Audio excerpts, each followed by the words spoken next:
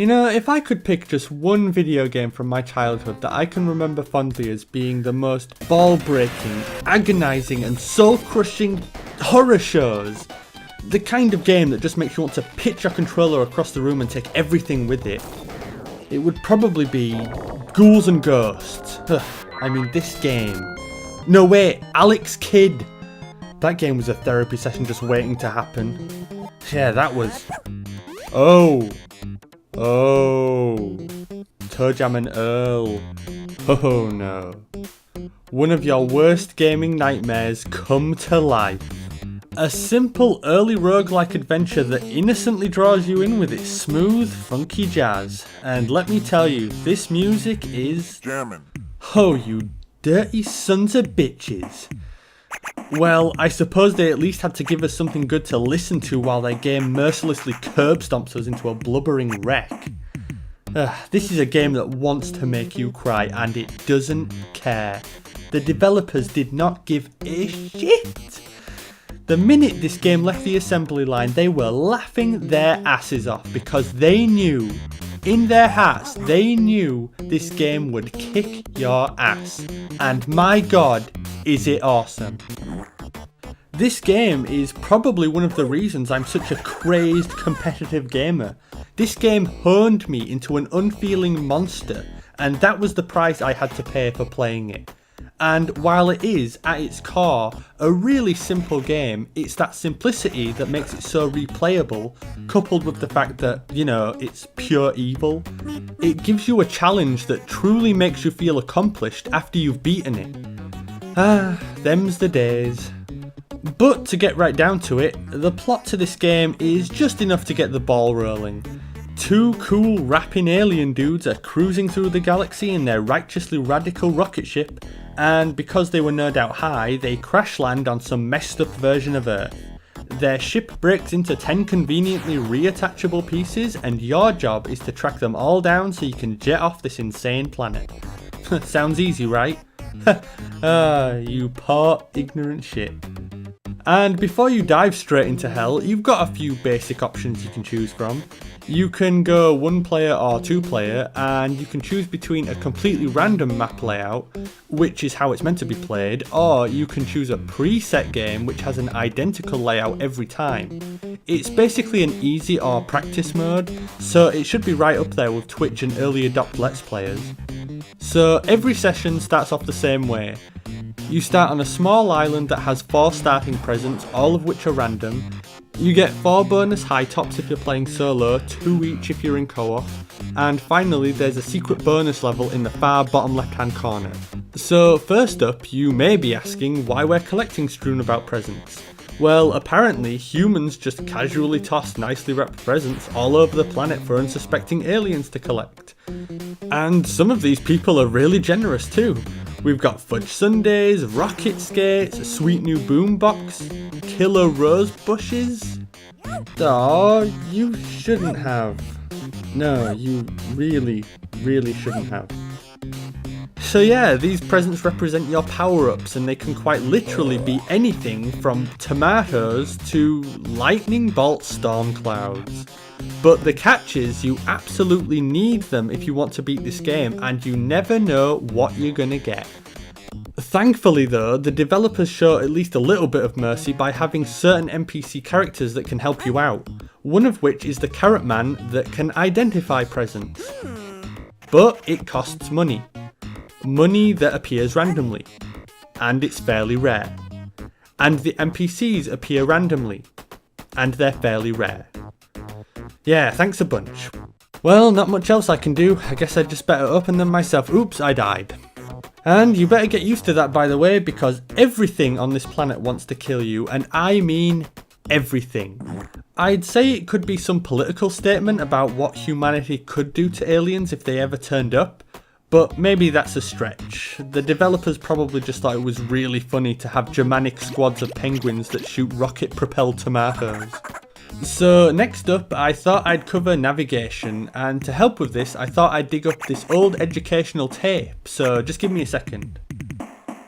Right, here we go.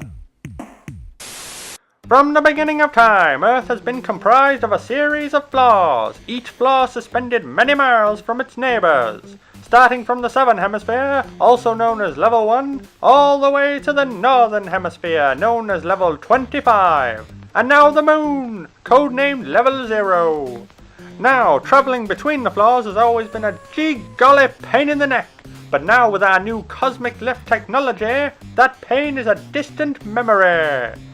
But Kai, you may be asking, how do I get all the way from my home in sunny California to my pals in the northern reaches of Outer Mongolia? Well, with our amazing patented cosmic lift technology, anything is possible. Just find your nearest local elevator and away you go. But only one floor up. Hey, these things ain't cheap, you know. Every floor has a designated elevator expertly designed to cross the cosmic void to its closest neighbor. Now you can travel in style at the push of a button. Need to get back home? Unknown science has now made jumping from one floor to another virtually harmless. Oh boy, the wonders of modern technology. I wonder what we'll think of next. Now don't forget to watch out for those tornadoes on level 10. They're a hoot. But of course, we all knew that. I mean, this is such a strange concept. The developers must have been as high as the goddamn aliens to come up with something like this.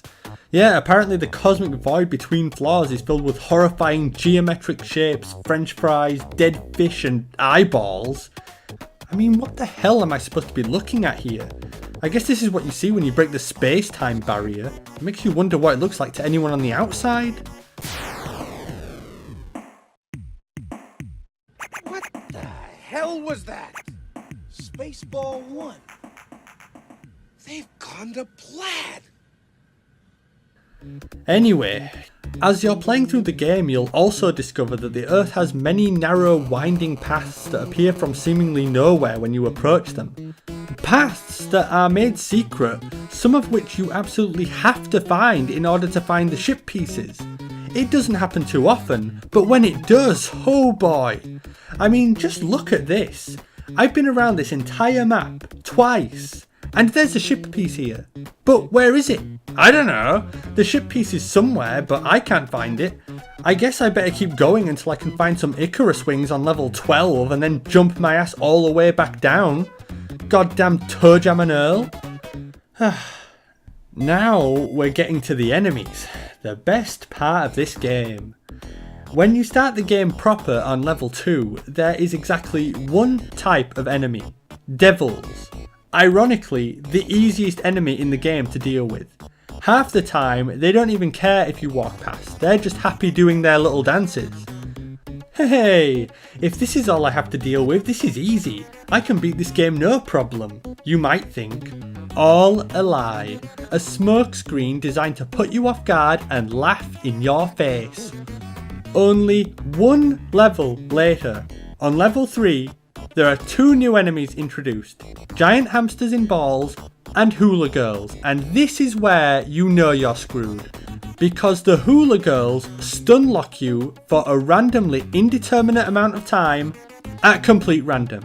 If you're on the same screen as them, they've got you. They appear from this point on in coordination with every other enemy in this game. So have fun with that. Cherubs appear early too, and they invert your controls. Good lord. Then there are bees, dentists and guys with lawnmowers, all progressively more dangerous and each faster than the last. Usually faster than you are, and horrifyingly persistent. Then you've got your specialised enemies, like moles. Now, these are faster than you, and they steal your presents. Boogeymen. They're invisible, and usually appear near edges of the map. Every level is worse than the one before, each more deadly and annoying. This really isn't the kind of game you want to take lightly. If you want to beat this game, you better get your ass in that chair and you better play to win. And if you do actually hate yourself enough to take a stab at it, here are some useful gameplay tips that might help you get through. So, number 1. Use presents, and I cannot stress this one enough. You can only hold 16 presents, so you may as well use them as often as you can. Even if they're unidentified, for Christ's sake, use them. The quicker you find out what everything is, the better. But at the same time, this is Toejam and Earl, so if you can, you want to try and avoid getting the randomizer. It's the absolute worst present in the game, especially on the later levels. It changes all the contents of all past presents, leaving you at square one. So every chance you get, make sure to identify as many presents as possible. This one here though, is always random, so unless you're asking for trouble, don't ever use it. Number 2, stock up on as many lives as possible. May seem like an obvious tip, but you're going to need every life you can get if you want to survive the end of the game. Everything you do gives you points. The more points you get, the more lives you get. Uncovering the map, killing enemies, using presents, all gives you points. Also, getting to level 0 if you can, gets you a free life. Number 3, if possible, play it co-op. Twice the players means twice the progress. The quicker you can find the ship pieces and the elevator, the better off you'll be, and it's always nice to have a decoy sometimes. Number 4, walk diagonally.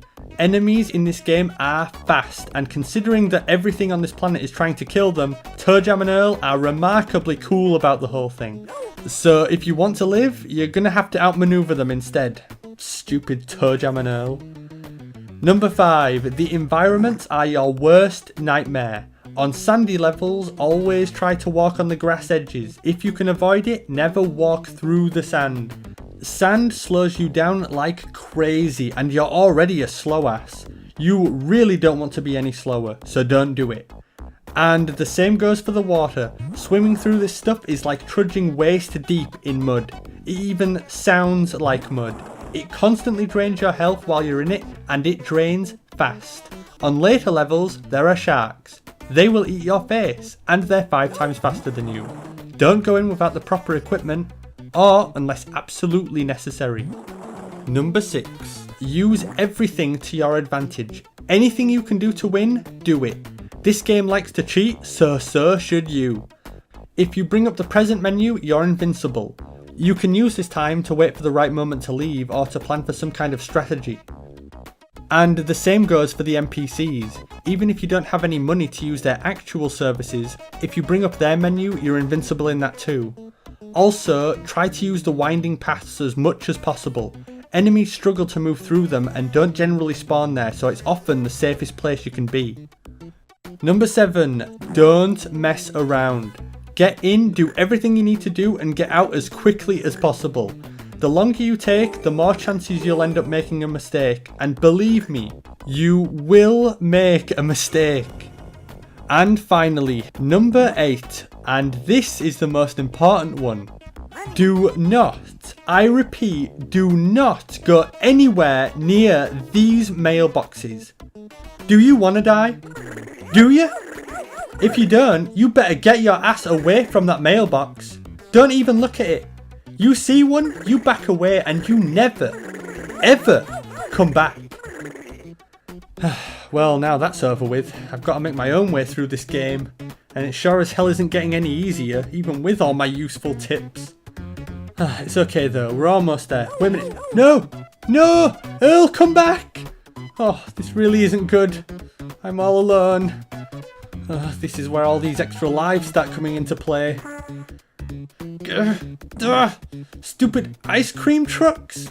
Give me a break. Ice cream trucks! It's the toughest enemy in the whole damn game. Now, let me ask you a question. How would you feel if you made it all the way to the last level, one more ship piece to go, and then get punked out by a goddamn ice cream truck? Imagine playing Dark Souls, and out of nowhere, BAM! Ice cream truck spawns and knocks you off a cliff. You think you'd like that? No, you wouldn't. Stupid game. Oh, crap. Oh, I'm on the last level. I've just got to find the last ship piece. I can't let it end like this. I have to use everything I can. Damn bees. Oh, there it is. Run. Run, you red freak. I did it. Ha. They tried to break me, but I didn't. I beat it. I mean, Earl's dead now, and I've got to go back to Funkatron to explain that he's not coming back, but it's over. It's finally over.